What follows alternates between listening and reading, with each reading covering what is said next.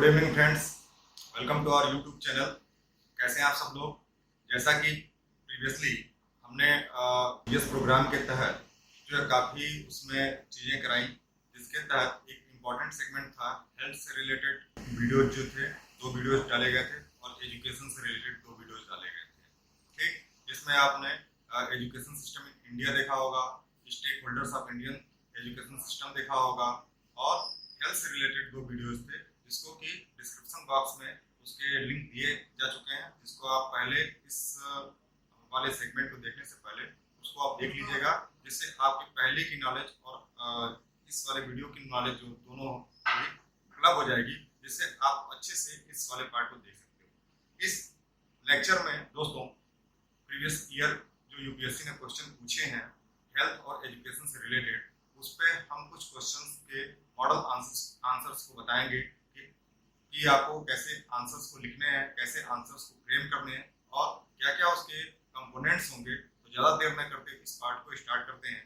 तो दोस्तों आज का जो पार्ट है आप देख रहे हो, तो GS paper 2 mains question discussion, यानी इसमें क्वेश्चन नंबर 1 जो देखना है, पहले तो क्वेश्चन को पढ़ना सीखें आप। कोई क्वेश्चन आपको मेंस का जो मिलता है तो वहाँ पे आपको लगभग 20 क्वेश्चन एक पेपर में दिए जाते हैं, ठीक है दोस्तों, और करना होता है 3 घंटे में।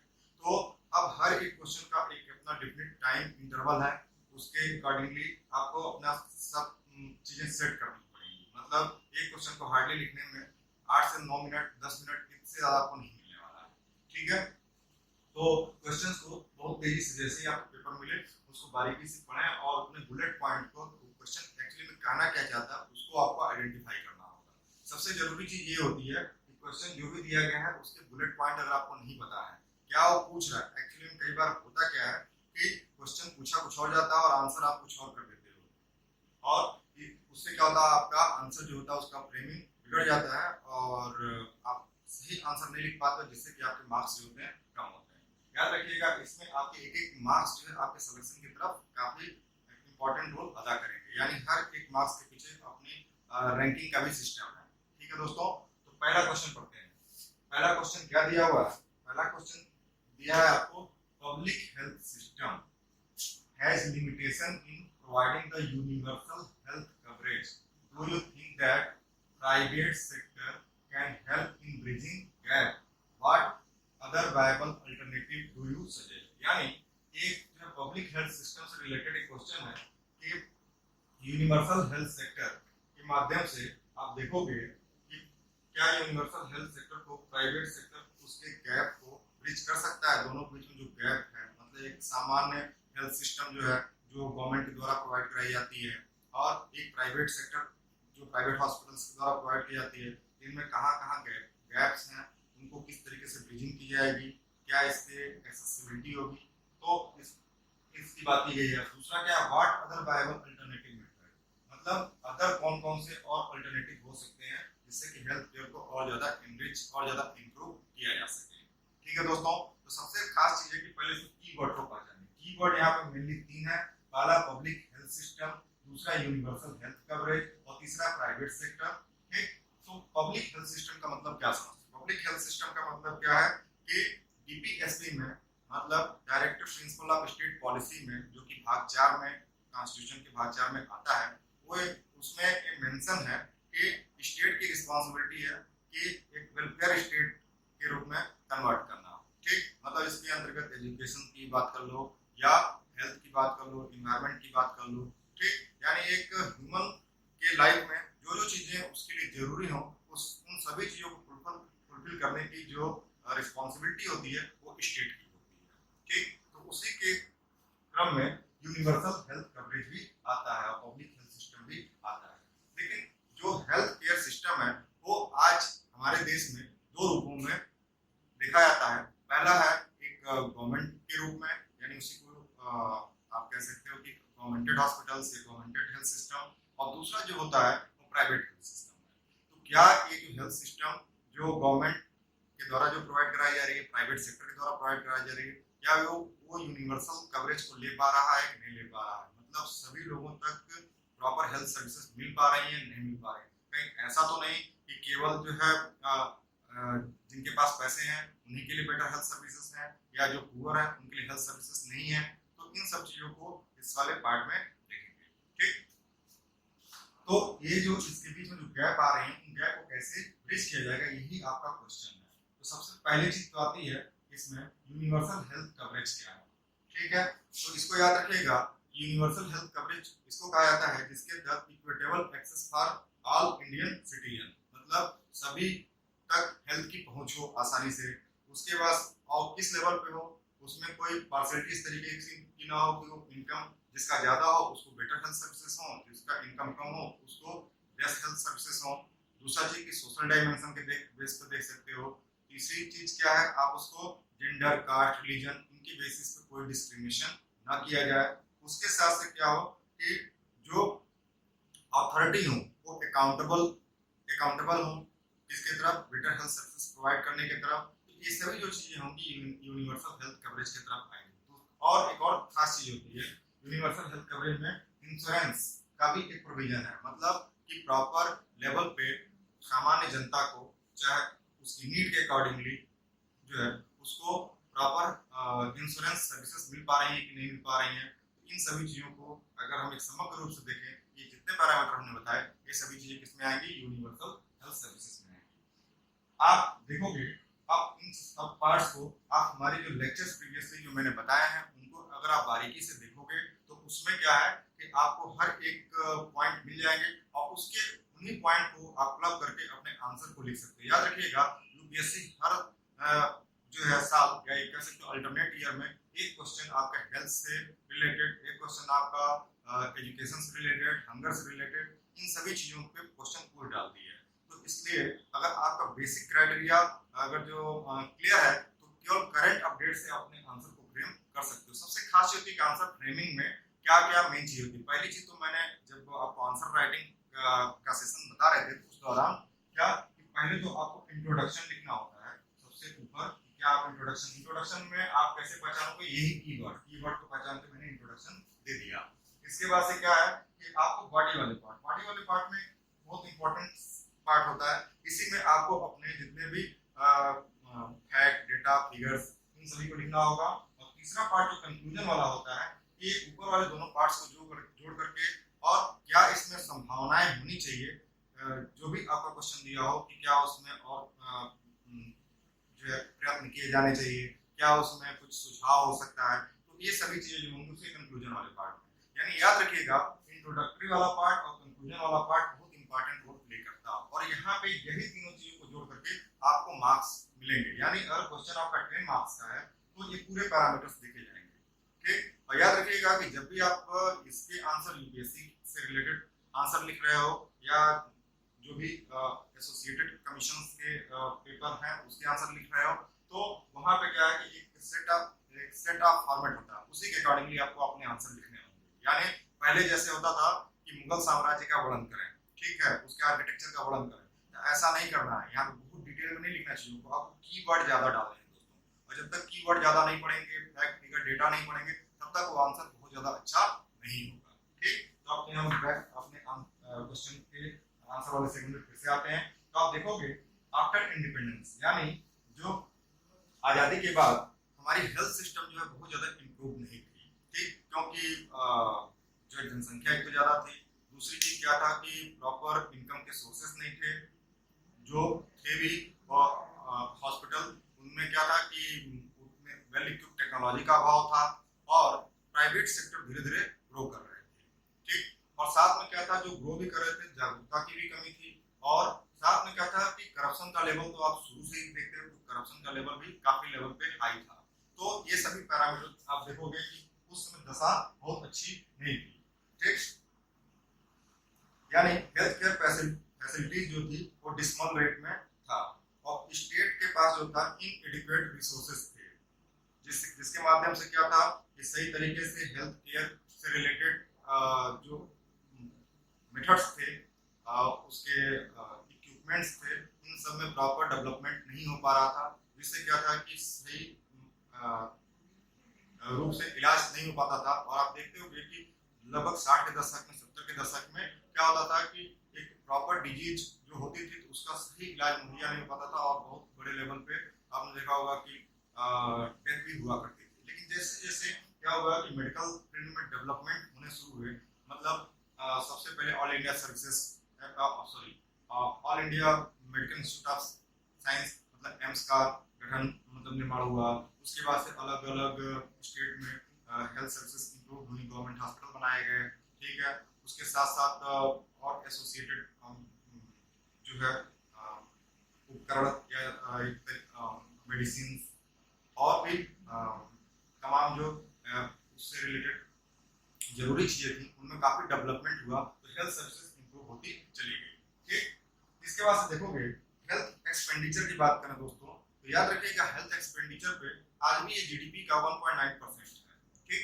मतलब इतनी बड़ी जनसंख्या होने के बावजूद भी केवल 1.9% अगर जीडीपी का ये बजट का प्रोविजन होगा तो प्रॉपर हेल्थ केयर के जो अरेंजमेंट है या उसका डेवलपमेंट है वो नहीं हो सकता, क्योंकि उसमें उसमें आपको बेटर हेल्थ सर्विसेज भी प्रोवाइड करनी है, रिसर्च एंड इनोवेशन भी करने हैं और भी कई तरीके की एक्टिविटीज को पार्टिसिपेट करना है, तो इतने कम बजट में होना बड़ा मुश्किल है। तो इसके लिए क्या हुआ कि समय समय पे जो है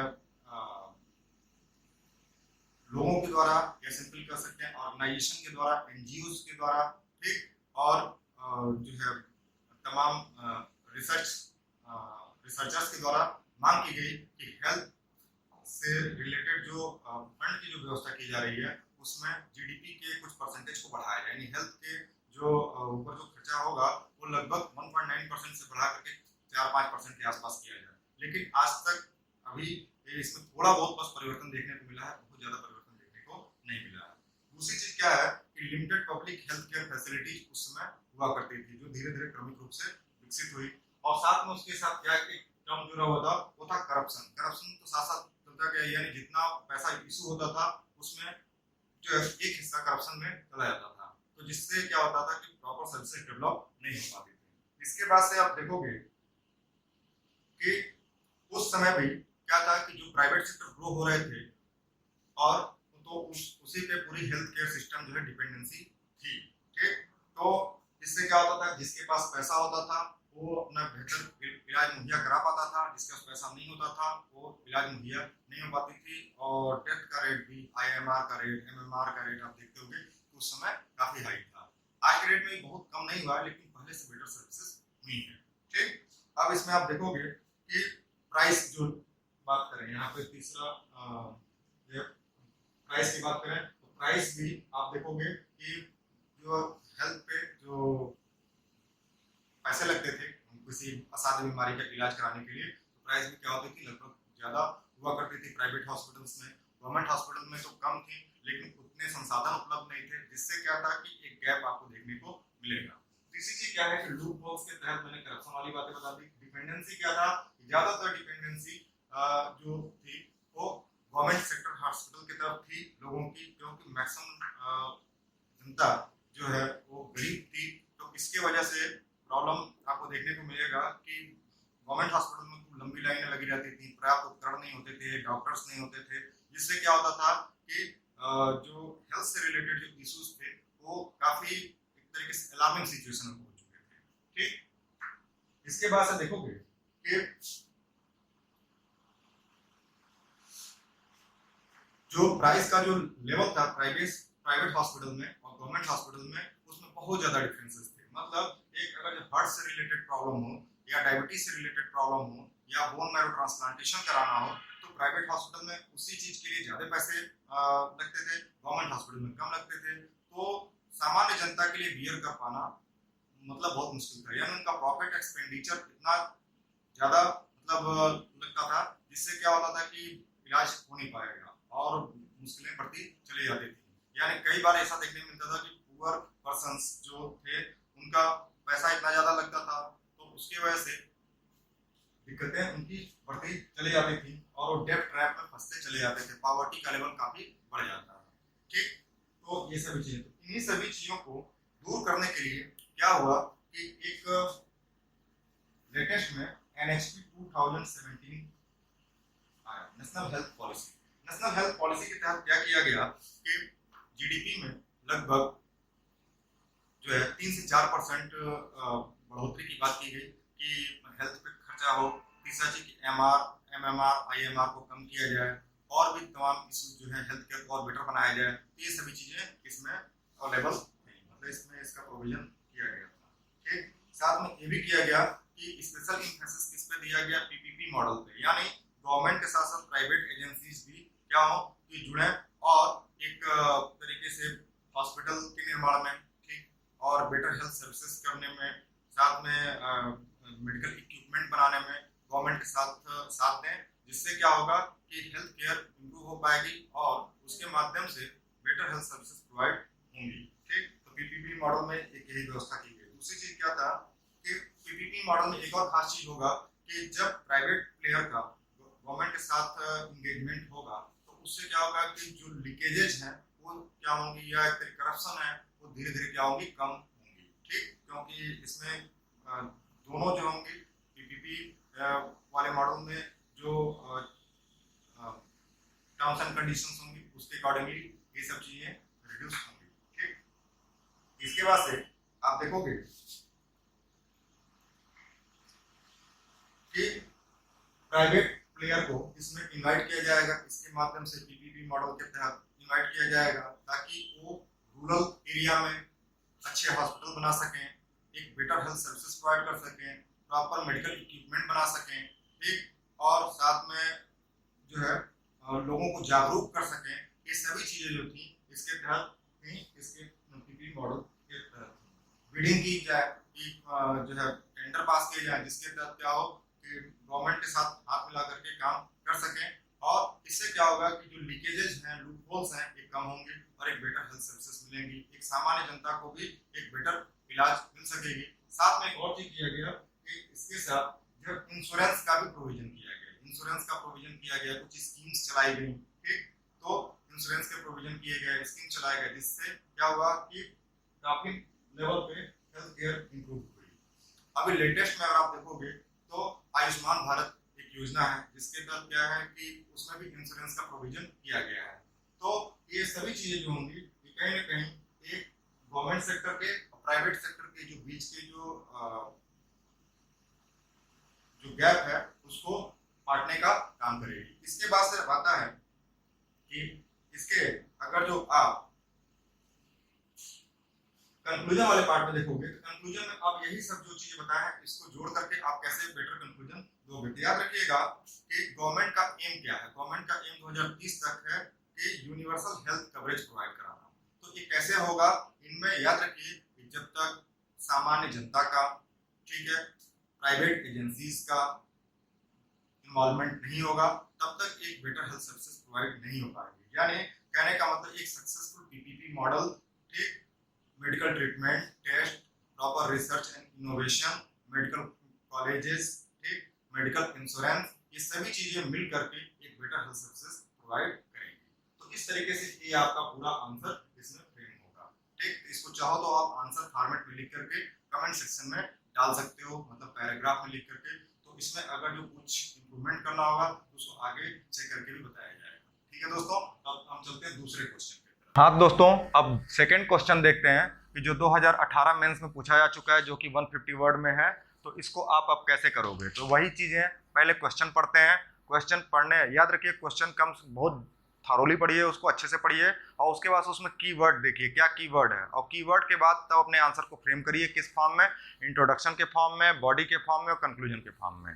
ठीक, तो पहला क्या है इसका जो क्वेश्चन दिया है, इसका second question, appropriate local community level health care intervention is a prerequisite to achieve health care for all, ठीक, इन इंडिया।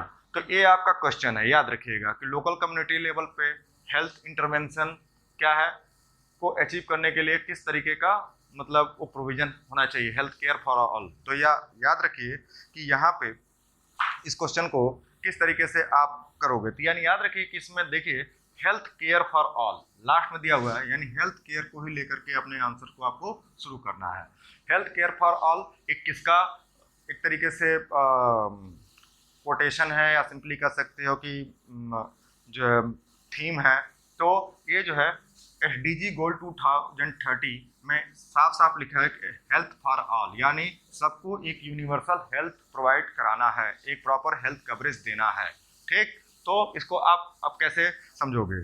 तो याद रखिए कि हेल्थ फॉर ऑल का मतलब क्या होता है कि हेल्थ की रीच ईच कम्युनिटी को मिलना चाहिए, यानी कम्युनिटी लेवल में कोई डिस्क्रिमिनेशन नहीं होना चाहिए। मतलब उसको इनकम लेवल पे, उसको जो है सोसाइटी लेवल पे या जाति धर्म के आधार पे, मतलब किसी आधार पर डिफ्रेंसिएशन नहीं होना चाहिए, डिस्क्रिमिनेशन नहीं होना चाहिए। मतलब एक बेटर हेल्थ सर्विसेज प्रोवाइड कराना स्टेट की रिस्पॉन्सिबिलिटी है। ये क्वेश्चन कहीं ना कहीं प्रीवियस क्वेश्चन से थोड़ा बहुत मैच करता है, यानी इसी के आधार पर अपने आपको आंसर को फ्रेम करना है। दूसरी चीज, डीपीएसपी में एक प्रोविजन है आर्टिकल 47 के तहत कि स्टेट की रिस्पॉन्सिबिलिटी है कि प्रॉपर न्यूट्रिशन की व्यवस्था करना, ठीक है, और एक standard of living being, well standard living being की व्यवस्था करना एक इसकी जिम्मेदारी है, स्टेट की जिम्मेदारी है।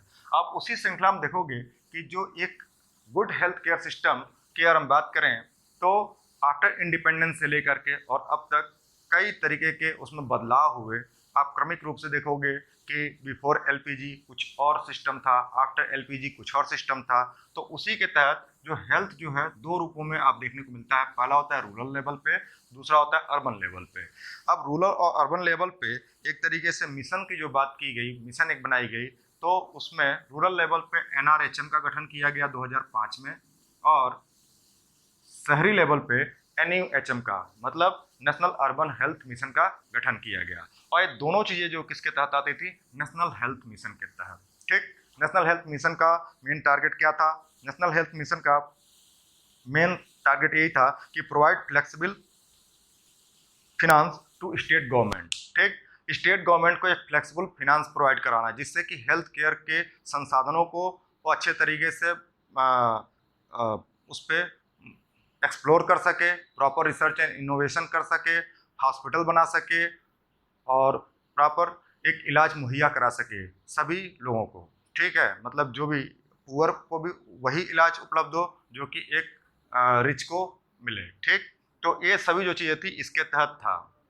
दूसरी चीज़ क्या था कि इसके ऑब्जेक्टिव्स क्या थे? अब ऑब्जेक्टिव्स में अगर आप जाओगे तो याद रखिएगा दोस्तों, इसकी ऑब्जेक्टिव यही थी कि इस मिशन का, नेशनल हेल्थ मिशन का ऑब्जेक्टिव ये था कि हेल्थ इंफ्रा को इस तरीके से मेंटेन किया जाए कि डिस्ट्रिक्ट लेवल पे, सब डिस्ट्रिक्ट लेवल पे, तालुका लेवल पे, ठीक, और जो भी एसोसिएटेड प्राइवेट सेक्टर्स हैं उस लेवल पे भी इसको इनरिच किया जाए, इम्प्रूव किया जाए, सभी तक एक बेटर हेल्थ की एक्सेसिबिलिटी हो और भी कई चीज़ें जो है इससे रिलेटेड जो इम्प्रूव्ड हों। ठीक, और साथ साथ में एक और ख़ास चीज़ जो है कि बिहेवियरल चेंजेस पे बहुत ज़्यादा जोर दिया गया, यानी मतलब प्रॉपर अवेयरनेस प्रोग्राम लाए जाएँ, कैंपेनिंग की जाए, मतलब जनता के बीच में उसके हेल्थ इश्यूज़ को लेकर के काफ़ी जागरूक करने का प्रयास किया जाए, समय समय पर टीकाकरण के लिए उन्हें प्रेरित किया जाए। ठीक, प्रेग्नेंट एंड लैक्टेटिंग जो वीमेंस हैं उनको भी जो है एक तरीके से अवेयर किया जाए, ठीक, अपने हेल्थ कंसर्न को लेकर के। तो ये सभी जो चीज़ें थी इसके ऑब्जेक्टिव के अंतर्गत थी नेशनल हेल्थ मिशन के तहत। इसके बाद से हम बात करेंगे इसी में कि primary health care level system पे आप देखते होंगे कि एक जो बहुत इंपॉर्टेंट कड़ी है वो है आशा वर्कर्स, आशा हेल्थ वर्कर। इनका काम क्या है? इनका काम बहुत इंपॉर्टेंट हो जाता है। तो इनको क्या किया जाए? डिप्लॉय किया जाए, किसके लिए? ट्रांसफॉर्मेशनल चेंजेस के लिए। ठीक, हर डिस्ट्रिक्ट में, जिसके तहत क्या है कि वो आइडेंटिफाई करें कि properly pregnant and lactating women's का, बच्चों के पालन पोषण का सही तरीके से मेंटेनेंस हो पा रहा है कि नहीं हो पा रहा है, प्रॉपर आईसीडीएस की जो कनेक्टिविटी है वो सही तरीके से हेल्थ अथॉरिटी तक हो पा रही है कि नहीं हो पा रही है। ठीक, और भी कई जो मेजर इश्यूज हैं उन पे प्रॉपर कोऑर्डिनेशन हो पा रहा है कि नहीं हो पा रहा है। तो ये सभी जो चीज़ें थी इनके बीच में, इनमें आशा का रोल बहुत बड़ा था। ठीक है, इसके बाद से क्या स्कीम्स की बात की जाए दोस्तों। स्कीम्स में अगर हम बात करें तो याद रखिएगा, स्कीम्स देखेंगे तो स्कीम के तहत जो है काफ़ी आपको स्कीम देखने को मिलेंगी, जैसे कि आयुष्मान भारत का हो गया, या हेल्थ मिशन से रिलेटेड स्कीम्स हैं, या हेल्थ के प्रॉपर अपग्रेडेशन के लिए कुछ स्कीम्स हैं। तो वो सभी जो है सही तरीके से क्रियान्वित हो पा रही हैं नहीं हो पा रही हैं, उसके लिए जो कमिटीज बनाई गई हैं वो प्रॉपर अपना काम कर रही है कि नहीं कर रही है, तो इन सब चीज़ों को इसके तहत आएंगी। इसमें क्या है कि एक और खास चीज़ जो है लोकल कम्युनिटीज़ की अगर हम बात करें, लोकल कम्युनिटीज़ का बहुत ज़्यादा इसमें रोल होता है। लोकल कम्युनिटीज़ का क्या है कि वो जो है health care, primary health care को स्ट्रेंथन करने में बहुत ज़्यादा मदद करते हैं। यानी इसको जो है लोकल लेवल पे कोई प्रॉब्लम है उसको सही तरीके से आइडेंटिफाई किया जाए, साथ साथ में जो है प्रॉपर जो न्यूट्रिशन के लेवल हैं, न्यूट्रिशन से रिलेटेड प्रोग्राम है, कैंपेनिंग है, अवेयरनेस प्रोग्राम है, ये हो रहे हैं कि नहीं हो रहे हैं, और साथ में जो प्राइमरी हेल्थ जो केयर है वहाँ पे डॉक्टर्स ठीक प्रॉपर स्टाफ काम कर रहे हैं कि नहीं कर रहे हैं, तो इन सब की जिम्मेदारी किसकी है? लोकल पीपल्स का भी है।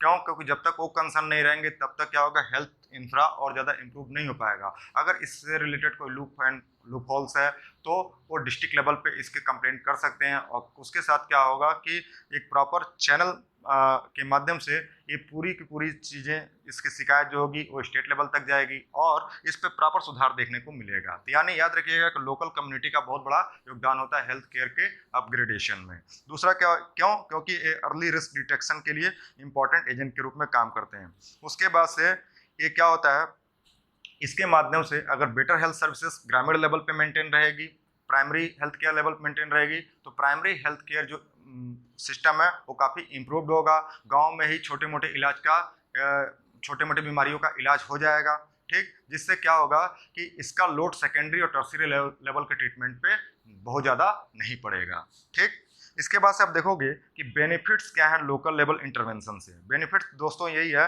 कि पहली चीज़ क्या कि एक डिसेंट्रलाइज हेल्थ केयर सिस्टम आपको देखने को मिलेगा।